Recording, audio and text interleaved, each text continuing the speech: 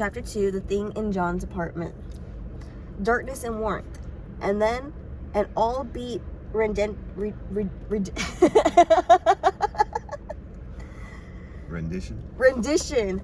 of La Cucaracha.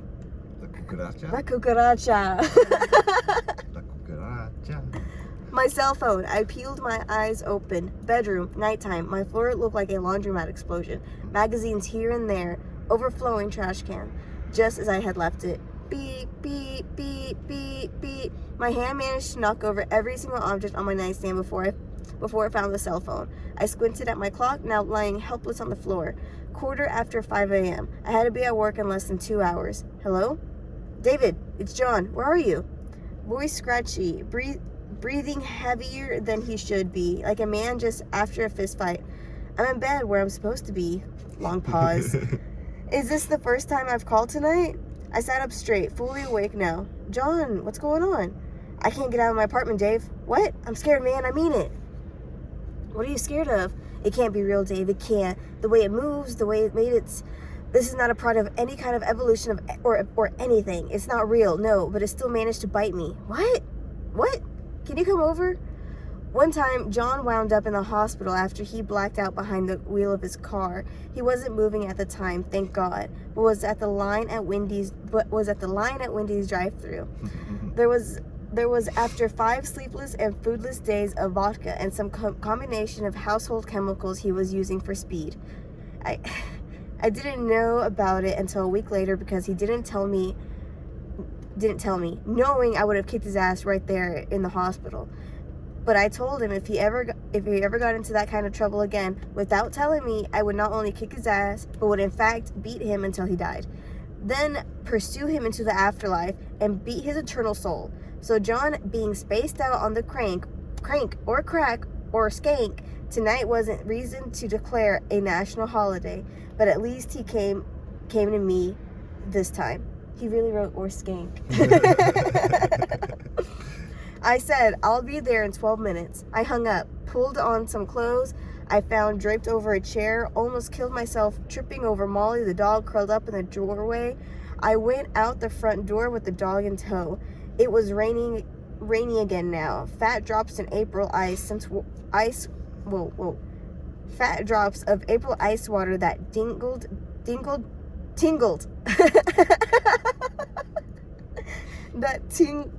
that tingled down the back of my shirt as I ducked into my car. I was halfway to his building when my phone sang again. John's number popped up on the growing display. Yeah, John, you okay? Dave, I'm sorry to wake you up. I got a problem. I need you to come to listen. John, I'm on my way over. You called me 5 minutes ago, remember? What? No? David, stay. What? Whoa, hold on. What? No, David, stay away. There's something in here with me. I can't explain it. I don't think it'll kill me. It seems it just wants to keep me here. Now, I need you to go to Las Vegas. Contact a man named John. Just calm down. You're not making sense. I want you to sit down somewhere. Try to chill out. Nothing you're seeing is real. A pause. Then John asked, How do I know this is really you? Well, you'll know in just a few minutes. I'm coming up on your block now. Just chill, like I said, John. Nobody there. I sped up, rain drumming the windshield and boiling up into puddles on the passing pavement. I was pounding on the door to John's apartment 7 minutes later, still pounding on it 5 minutes after that. I considered going down and waking up his landlord when I tried the knob and realized the door had been unlocked the whole time. It was dark. No use looking for a switch. John's only light was a floor lamp across the room, and far be it from John to do something as rational as putting the light source where you could reach it from the door. Memory told me at least 2 pieces of furniture and probably 20 empty beer bottles stood between me and the lamp. John? Nothing. I tried a tentative step into his apartment, my shoe kicking over a stack of magazines. I tried to step over them, cracked. Something glass or porcelain on the other side. John, can you hear me? I'm going to call the oof. I was hammered by either a flying body tackle or unnecessarily aggressive hug. My assailant and I landed hard on the carpet, pounding the pounding the breath from my lungs. It almost killed you, John screamed inches from my face. You're an idiot, you know that? You're an idiot for coming here. We're both gonna die now. You could have brought help, but now we're both gonna die in this room. He sat up off me in the darkness. I could detect his head whipping back and forth as if searching for a sniper. He put one finger up to my face. Shh, I don't see it. When I say go, we're going to go to the other side of the room as fast as physically possible. You can clear it in 3 steps. Dive at the end. Move like devil himself after you were after. Move like the devil himself were after you. Ready? John, listen to me. I paused. Forced air into my lungs and tried to think. You can't miss any more days at work. If you let me take you to the hospital, we'll tell them you've been poisoned or something. I don't think they'll go to the cops. We could get a note from the doctor there. If you got a note, I could talk Jeff into keeping you. Go! John pushed himself to his feet, sprinted across the room, and flung himself over a overturned sofa next to the wall. He sailed over it, arms flopping around like a rag doll, smacking into the wall behind it with a heavy thud. I calmly stood up, walked to my right, and turned on the floor lamp. I looked over to see John peer over the overturned sofa. Next to it was an armchair. On the other side, a capsized coffee table. The man had built a furniture fort on the other side of the room. John, he stood up, eyes wide. He put his hands out to me, fingers splayed. Dave, do not move. He spoke. Dave, do not move. He spoke flat, low, and dead serious. What? I'm begging you, he said, almost whispering now. I know you don't believe me, but when you turn around, you will. But do not scream. If you do, you're dead. Now, very slowly, turn around. Very slowly, as asked, I turned. For a split second, I was sure I would see something. I felt the hair stand up on the back of my neck as if swept by a puff or warm breath. There was nothing there. I sighed, pissed at myself for getting sucked into this. I faced John again and raised my eyebrows, telling him I saw nothing more threatening than a very large and naked poster of what appeared to be a female professional wrestler. No, it moved, he said. There! He pointed to the corner near the ceiling. Very slowly, I turned and craned my neck, eyes following his pointed finger to the spot on the wall he so desperately needed me to see. Still nothing. John, you can either come with me to the hospital or I'm calling an ambulance. But what I'm going to do is the door, go! John hurtled the sofa, then ran and threw himself through the open door. I stood watching as he tumbled into the carpet and then smoothly unfolded into a dead run down the hall outside. I faintly heard him thump through the stairwell doors, shouting victoriously. I sighed and looked around his apartment. I found and pocketed his keys, then poked around some more and found his jacket on his bed. I grabbed for it, then yanked my hand back in pain. Something jabbed my finger, left a dot of blood on it. I reached into the jacket's front pocket, a syringe. It was one of those cheap disposable ones that they sell to diabetics. There was residue inside it, and it was fucking black, like used motor oil. I broke off the needle in the trash and stuck the rest of the syringe in my pants pocket. I had never done this before. I don't know if a doctor would need it or not to examine the contents. If not, I was going to shove it up John's ass. I rooted around in his pockets for vials or pipes or anything else that would indicate that he had what he had in his system. All I found was an empty pack of Chesterfields and a wadded up FedEx receipt for something he sent to a Nevada address. I stopped myself before I drifted into the area of what could be called snooping, and looked up the apartment behind me. I went down and found John pacing back and forth in the parking lot, rain pelting him, fists clenched, ready for the dark god Cthulhu himself to come flopping out of the first level doors. I tossed him his jacket. I told him to get in my car. He opened the door and froze in fear. What, I barked. What is it now? John was staring at Molly like she was a fluffy devil she was the fluffy devil incarnate. Incarnate? Yeah. In human form, or in physical form. The devil incarnate. John? Nothing. When did the dog find you? You know this dog? It's been following me around like a lost dog. I don't know, it doesn't matter. Let's go before something else follows us. He glanced up at the apartment building. I ducked into the car but didn't start it. John glanced up at the building once more, said, "Just tell me you can see it, at least that."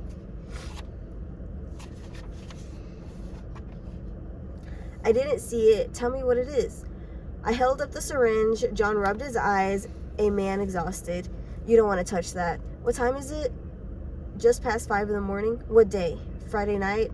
Saturday morning." "Feels like Friday night because I barely slept yet. And we got work today, remember? You shouldn't have come here. You begged me. You called me." John leaned back and closed his eyes. For a second, I thought he had dozed off. Finally, he mumbled, "I did?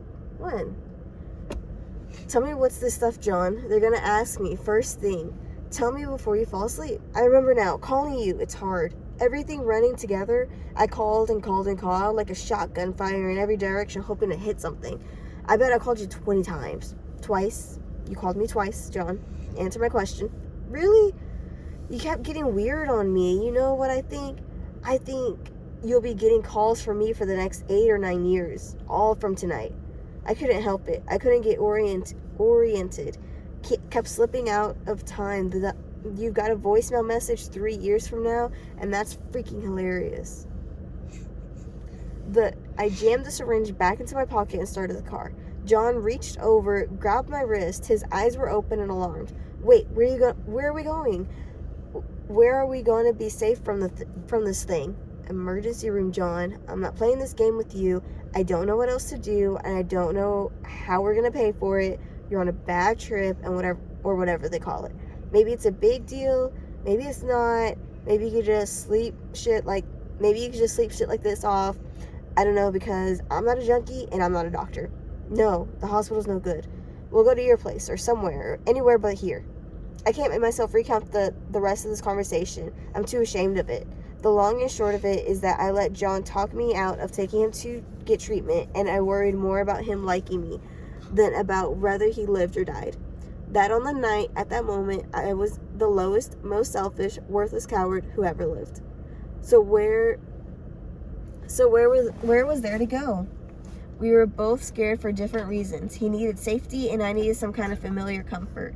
I'm not sure how we decided on Denny's, but that's where we wound up. Well lit, familiar, full of people. We sat in a booth, downed cup after cup of coffee in silence. John smoking his cigarette and sneaking furtive glances out the window. Me counting the seconds that passed without any psychotic ravings. I noticed myself with every passing peaceful moment that things were getting better, that the worst was over, and that I was pants shittling wrong.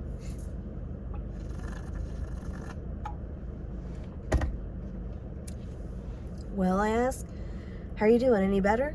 "I saw things tonight, both before and after." He trailed off, sucked on his cigarette instead. "Okay," I said. "Back up. You don't know the name of the drug?" "Robert called it soy sauce, but..." Oh, fuck. What if it was actually soy sauce? "Robert called it soy sauce. But I'm thinking now that it was just a nickname and it wasn't, actual soy sauce." "Robert?" "Oh, of course, Robert. That fake magical Jamaican from the party. I would be finding Robert, I decided. I would be having a word with him." "Robert?" I asked. "What's his last name? Marley?" "Of course." "That's the only name he gave you?" "Yeah, I didn't want to pry." "And he gave you my cell phone?" Chirped. I ignored it. Who could possibly call me at this hour? Tina crying, wanting to get back together a 6th time because she's at home and lonely. Jennifer Lopez deciding she was wrong to have brushed me off at the party, wanting to play a game of hide the cocktail wiener. "Yes, he did," answered John. "We were drunk in the one ball parking lot. After close, we were passing around a joint. Head and Nate Wilkie's crushed up some kind of pills between spoons and snorted it. There were other stuff. Anyway, we drank some more. Beep, beep, beep. And then the Jamaican guy pulls out the sauce. It'll be opening doors to other worlds, Mon," he said. We can We made him do it first. We saw that he didn't die. It seemed to him make him pretty happy. And then Dave, the guy I know, I didn't really see this, but the guy shrank himself, made himself 3 feet tall. We all laughed our asses off. Then he was back to normal again. And you still tried that shit? Are you kidding? How could I not? The phone sang its electronic dirty song. Does anybody else do it? Are you gonna get that? You avoid my question one more time and I will come over this table and punch you in the face. Look into my eyes. You know I mean it. I'm tired of your, it's not that easy, Dave. Everything's mixed up. Like it's somebody made you watch 10 movies at once and then made you write an essay on all of them. That stuff, Dave. I'm remembering things that haven't happened. I mean, they didn't happen. Even right now, all that stuff from Vegas. Did we go to Las Vegas, you and me? The phone chirped a third time, or fourth. I lost count. No, John, we never been in our lives, either of us. Are you the only one who took the sauce? I don't know. That's what I'm trying to say. We went to Robert's place, but Head and the guys didn't come. They got nervous when they saw a needle come out. There were some kids around. The party kind of landed there at Robert's trailer. Now, please, get your phone or turn it off. That damn song you got in there is driving me up a wall. Wait. You took something that scared Head? The guy who did the stuff that killed River Phoenix just to prove that he was the better man? Dave. All right. I pulled out the phone, flipped it open, slapped it to my head. Yeah? David, it's me. Oh, that feeling again. The chill of unreality, my belly full of coffee turning to liquid nitrogen. The voice was John's. No question about it. The man who was sitting across from me, smoking quietly without a phone anywhere near his head, had called me. I glanced at John, said into the phone, "Is this a recording?" What? No.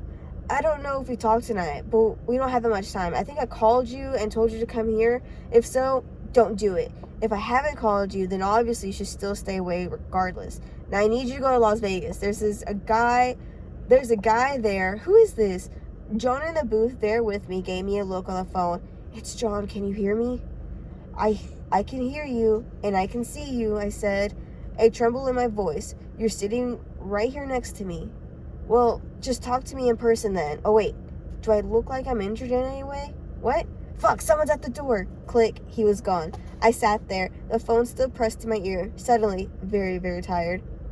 If I had been sitting with anyone else, I would have assumed I was being set up for some drunken practical joke, but I knew this wasn't some elaborate prank of John's for 2 reasons. 1, John knew how I get when I'm pissed off and wouldn't intentionally do it, and 2, it wasn't funny. I was scared, truly scared, maybe for the first time since I was a little kid. John looked pale and half dead. My feet were wet and cold. My contact lenses were itching, my brain aching from sleep deprivation. I wanted to burn that cell phone, go home, lock my doors, and curl up under a blanket in the closet. This is the breaking point in human life right here. But the whole life that had been leading up to this, hadn't it? From day one, it was like society was this violent, complicated dance, and everybody had taken lessons but me. Knocked to the floor again and again, climbing to my feet each time, bloody and humiliated. Always met with disapproving faces, waiting for me to leave, so I'll stop fucking up the party. They wanted to push me outside, where the freaks huddled in the cold, out there with the misfits, the broken glazed eyes types who can only watch as the normals enjoy their shiny new cars and careers and marriages and vacations with the kids. The freaks spend their lives shambling around, wondering how they got left out, mumbling about the conspiracy theories and Bigfoot sightings. Their encounters with the world are marked by awkward conversations and stifled laughter, hidden smirks and rolled eyes. The worst of it all? Pity. Sitting there at night in April, I pictured myself getting shoved out there with them, the sounds of doors knocking behind me. Welcome to Freakdome, Dave. It'll be time to start a website soon, where you'll type out everything in one huge paragraph. It was like dying. Was that me? Asked John. Was it me? That was me, wasn't it? I looked down at the coffee and considered flinging it into John's face. I'm sorry, Dave. I really am, for messing up your sleep cycle and for everything about to happen. The people that are going to explode. I was already walking out. I guess John paid at the counter behind me. I don't know. I pushed my way to the glass door, dug out my keys, opened the driver's door, and Molly the dog immediately flung herself out onto the pavement, barking her head off, looking right at me, and then trotted off across the empty lot, turned and barked some more, then trotted a few steps further and barked again. John said, "I think she wants us to follow her." She scampered off to the sidewalk, glancing back at us to make sure that we were coming. I slid into the car. I pulled out of the space and drove in completely opposite direction of the dog. John seemed like he wanted to comment on this, but the look on my face probably warned him off. I vaguely heard the sound of the dog running and barking after us as I turned into the street, but disregarded it. We drove in tense silence. Finally, tentatively, he asked, "Where were we going?" "We're going to fucking work, John, at 6 o'clock, and we're opening the shop. There's nobody there to cover for us." He didn't reply to this. Instead, he leaned his seat back, turned, and looked out the passenger window at the passing storefront of the few early morning joggers, not saying a word. Eventually, I asked him how he was doing. Got no answer. I could see he was still breathing. That was good. Sleeping, that's all. I guess that was good too. If he gets sick and dies, Robert Marley, they're gonna find you in a ditch somewhere. I stopped at the red light, feeling so foolish as always for stopping at an intersection at an hour when streets were deserted, just because colored light bulbs told me to. Society has got me fucking trained. I rubbed my eyes and groaned and felt utterly alone in the world. Thump, scratching on the window like claws. I flinched, turned. It was claws. Molly's. She was on her hind legs, pawing, her paws pressed against the window. "Woof, go away, woof. Shut up, woof. Hey, I said shut up. Get your feet off my car. Woof, woof, woof. Shut up. This went on longer than I cared to admit, and it ended with me getting out and leaning my seat forward and Molly could jump into the back. Yes, the entire spiraling trajectory of my life took sense. That night was because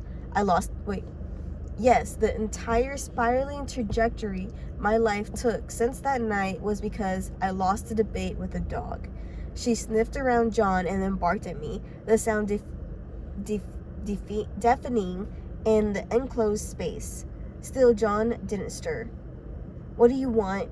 That seemed like a perfectly reasonable question at that moment. The dog clearly had intentions, somehow, and wasn't going to leave me alone until I acted on them.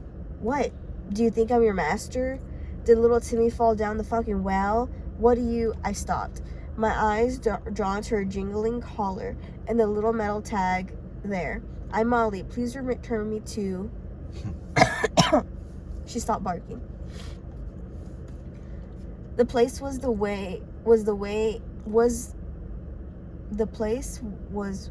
the hell out of town, out near the big drain cleaner factory. At one point, I took a right turn and Molly went into a barking fit. I did a U-turn and she immediately calmed down. I saw a big, red-down Victorian house standing off by itself at the end of the block and realized the dog had just directed me to the right address. I didn't know if dogs really did that, but at that moment, I was sure this dog could do it. Oh shit. I actually said that out loud in the car. Something had clicked in my head, that clicked hard in my head, that clicked so hard in my mind. Whoa, hold on. Sorry. Something had clicked so hard in my mind, my whole body twitched. I knew this place. I flashed back to the party. A huge kid with red hair, his back to me, standing with Robert, the fake Jamaican. That was Big Jim Sullivan. This is his house. Big Jim was a year ahead of me in school, 6 inches taller and twice my weight. He got famous around town after carjacking attempts, which ended with Jim tearing the gun out of the assailant's hand, ripping the skin off the guy's trigger finger in the process, and then beating the man over the head with his own gun. Afterward, Jim visited the guy in the hospital and spent several hours reading Bible verses to him. He once won a fight with Zach Goldstein by chucking him bodily over a guardrail. I had lived in constant fear of the man, and even now I had the urge to flip the dog out the car window and speed away. You see, Jim had a sister. We called her Cucumber, but I don't remember her real name. She was in special ed, a couple of years younger than me. People think she got that nickname because of some sexual thing, but it was a reference to sea cucumbers. They have this defense mechanism where they would puke up their guts when faced with a predator, hoping the predator will go for their guts rather than eating them. I should know. I made up the nickname. Oh.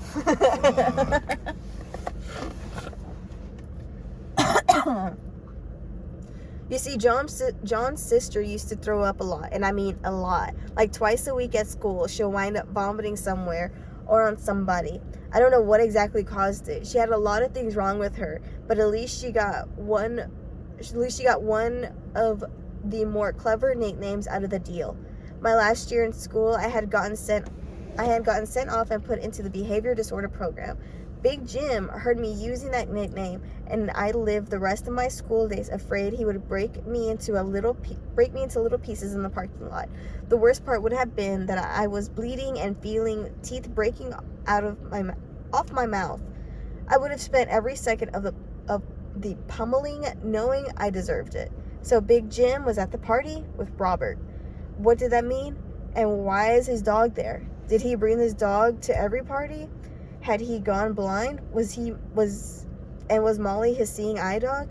Was it the dog's birthday? I felt like an idiot. Here I was toting the animal all over town, putting myself at grave risk in the process, when I could have just left her at the party where her owner was. I scrambled to think of how I could approach him with all this, the soy sauce and Robert and his unnaturally smart dog.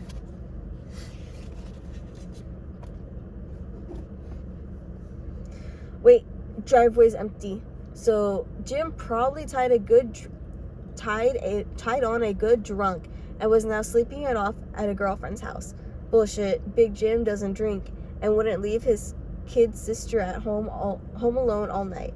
I got out of the car and motioned for the dog to follow. She didn't. I called to her and patted my thigh, which I've seen other people do with dogs, so I figured it must work. Nothing. I did this for several minutes, the dog not even looking at me now, sniffing around John again. I realized no amount of thigh slapping, not even an all-out blues ham bone, would move this animal. I leaned into the car and started tugging at her collar. She backed off, growling, looking at me with a disdain I didn't think canines were capable of. Come on, damn it, you made me drive here. Through all this, John still didn't stir. I think that freaked me out the most of all. He was laying there in an uncomfortable bucket seat, twisted and slumped like a crash test dummy, more passed out than asleep. I reached in, grabbed roughly at Molly's collar. I'm going to skip past the next 10 minutes and just say I would end up carrying Molly to the house. The plan was to tie her up around the back and slip away unnoticed, but as I passed the front door, it opened. Ooh.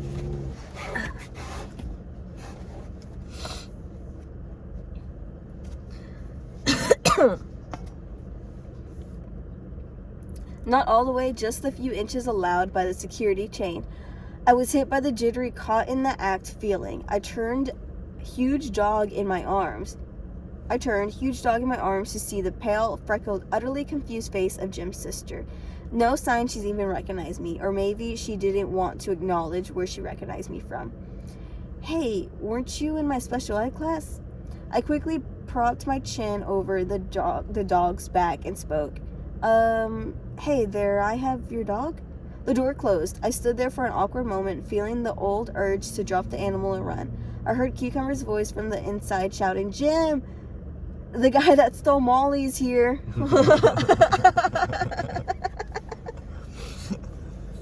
I set the dog down and grabbed hold of her collar before she could bolt. The door snapped open again, and I half expected Big Jim to show himself, an Irish copper-topped head appearing 1.5 feet above where the girl had been. But it was the sister again, saying, He's coming. You better bring me the dog now, or you can have it if you want. What? The dog. You can have it. That one is worth $120, $25, but you can have it for free because it's used. Oh no, I don't need it's yours, right? Jim's, but he doesn't like it either. He's coming. What? Is there something wrong with it? Her eyes flicked quickly from me to the dog and back. Is that fear? Something make her nervous about the dog? You and me both, honey. No, she said, looking at her shoes. Then why'd you pay $125 for it? Have you ever seen a golden retriever puppy? Your brother isn't here, is he? She didn't answer. I mean, there's no car. Doesn't he drive a Jeep or something? Big SUV? She looked over and then said, we have a gun in the house. Do you want the dog or not? I went, no. Where's Big Jim? Who? Jim, your brother. He just went down the street. He'll be back any second now. Damn it, I'm not going to attack you. Didn't he go to the party last night? Long pause. She said, maybe. Oh shit, look at her. She's scared senseless. Just outside of town, right? At the lake? She snapped. You know where he is? No. He never came home?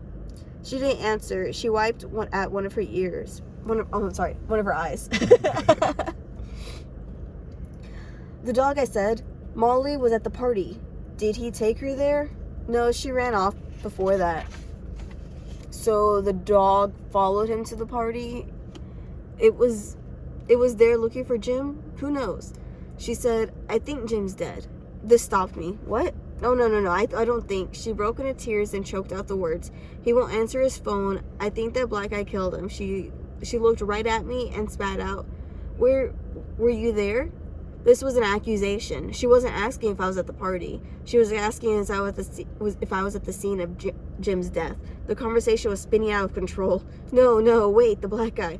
His name's Robert. Got dreadlocks? How do you know him? She wiped her face with her shirt and said the police called. About Jim? She nodded. They asked if he was here, but they wouldn't say anything else. There was this dreadlocks guy. He came to the house a few times. He was on drugs. Jim works at the shelter for church, and then they do counseling and stuff for people like that. Sometimes people come here asking for Jim, asking for like rides or loans. The black guy would come here, but Jim wouldn't let him inside. Molly bit him. She ran out and bit his hand while he was talking to Jim.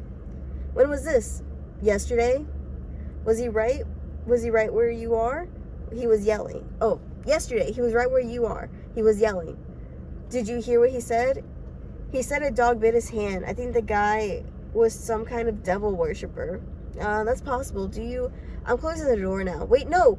What about the door closed? Defeated, I led Molly around to the back of the house where I found about 10 feet of chain ending in a broken link where Molly had presumably snapped it the day before. She, the dog, had broken her chains, then walked 7 miles to an empty field in the neighborhood town where she somehow knew her master was attending a party. Come on. I tied the chain around her collar and tried to make a knot with it. I climbed back to the car, saw that John hadn't moved even 1 millimeter, other than for the steady rise and fall of his ribs. Still alive. That was good because he had to be at Wally's in a few minutes, and I hadn't been looking forward to opening the store all by myself. If I had known what was about to happen at work, I wouldn't have gone. Of course, I would have taken off my pants, but I didn't have the power of future sight. Not at that point, anyway. And so I just sat sulking behind the wheel as we ramped around the parking lot to start the 7 a.m. shift at Wally's Video, where I had worked for 2 years. John about 2 months.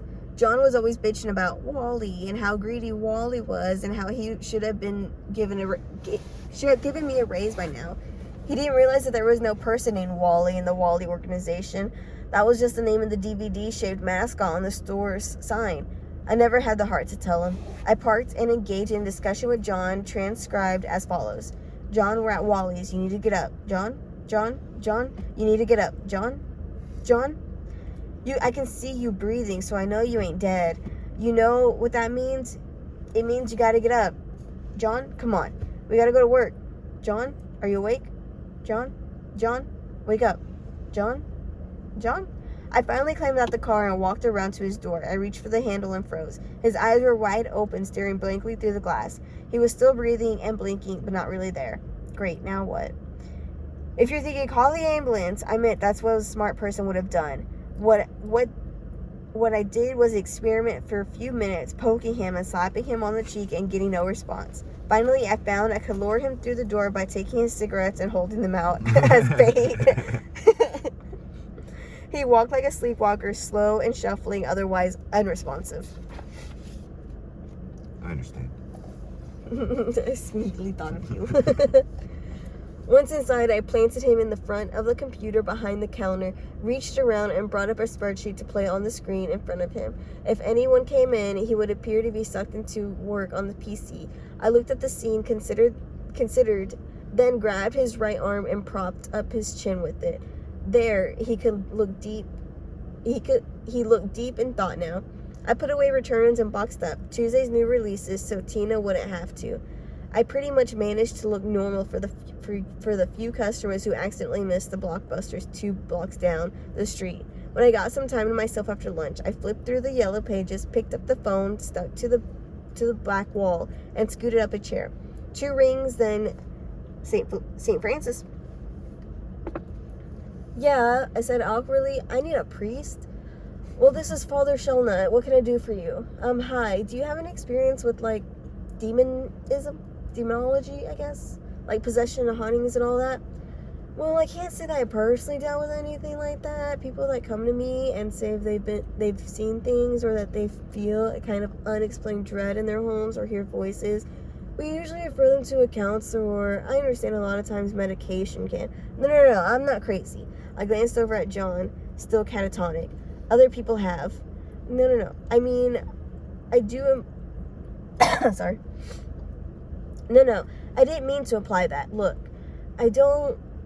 why don't you come talk to me? And if you need to talk to a professional, I got a brother-in-law who's real good. Why don't we do that? Why don't you come in and we have a talk with me? I thought a moment, rubbed my temple with a free hand. What do you think it's like, Father? Well, what's like? Being crazy? Mentally ill? Well, they never know they're ill. They never know they're ill, do they? They can't diagnose yourself with the same organ that has the disease, just like you can't see your own eyeball. So I suppose you just feel normal, and the rest of the world seems to go crazy around you. God damn it, I'm insane. Yeah. I thought, then said, okay, but let's suppose I honestly mean, like in reality, ran into somebody from beyond the, ow! It was a pinch on my thigh, like a bee sting. I flew myself upright, toppling my chair, letting my handset bang off the wall. I shoved my hand into my pocket, tried to pull out the syringe I had lifted from John's place. Oh, shit. He's gonna have some soy sauce in him. I couldn't pull it out. The blasted thing was stuck to my leg. I pulled, felt skin and hair come loose. I hissed through clenched teeth, my eyes watered. I yanked, tearing the syringe free and out of my pants, turning out the white pockets with it. I saw a dime-sized hole in the white fabric stained red. I saw a drop of black goo now hanging out the end of the syringe. Now I'll try to explain without cursing, but that black shit that came from that motherfucker looked like it had grown fucking hair. No, not hair. Fucking spines, like a cactus. Did I mention that stuff was moving, twitching, like it was trying to worm its way out of its container? I ran into the employee bathroom, holding the syringe at arm's length. I thought about tossing it down the toilet, had visuals of stuff multiplying in the city sewer, and then threw it in the sink instead.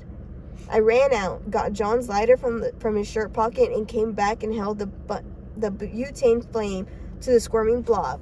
It burned, curling up and around like an earthworm. The end of the syringe browned and melted along with it, stinking like charred electrical wires. The soy sauce, the black stuff from Planet X, or whatever it was, burned into the flame until it became a tiny, hard black crust in the sink. I shook it off the end of the misshapen syringe and washed it down the drain. Ran 5 minutes worth of water after it. The syringe went in the trash. I stumbled back out the bathroom, shaking as if chilled. I picked up the phone and said, are you still there? Hello? Yes, son, just calm down, okay? There's nothing you're seeing is real. There was a strange, venomous warmth spreading through my thigh. Look, I said, I appreciate your time, but I'm really starting to think there's nothing you can. Son, I'm gonna be honest with you. We both know you're fucked. Pause for my end. Excuse me? Your mom writes on the walls with her own shit.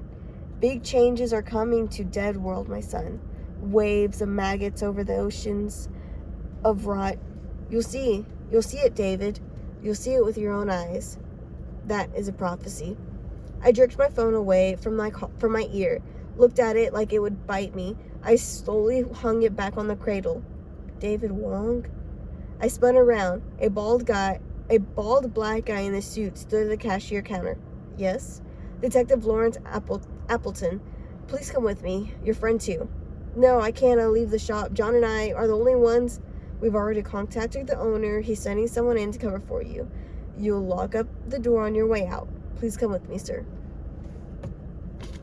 Oh, shit. And that's chapter 2. Oh, shit.